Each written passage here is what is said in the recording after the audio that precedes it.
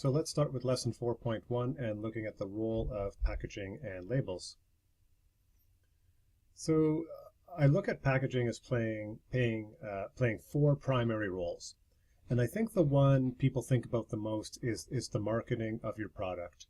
It really can be your packaging that makes your product stand out, that gives it a nice appearance, gives it some temptation for the customer. So this is one of the most important things about packaging. It must make your product appealing.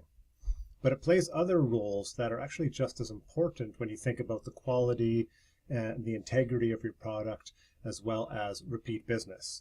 So one is it's got to be the right packaging to keep your product fresh. And you see with different types of products, you have different types of packaging.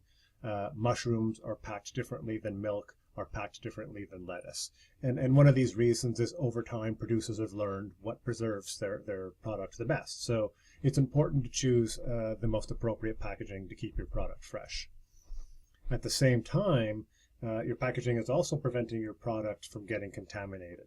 This is particularly important once your product leaves your facility and is at a farmer's market, or you're in transport, or it's on a store shelf. You don't want any contamination to happen afterwards. So it has to play a key role there. And then kind of tying into that is your packaging protects your product well during transport. And depending how far your product is going, that protection could be quite crucial, and depending how you're transporting it.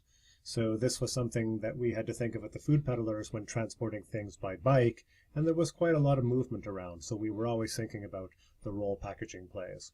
So as we move into things, and you do make packaging choices and labeling choices and transport choices, these are some things to keep in mind when you're making those decisions.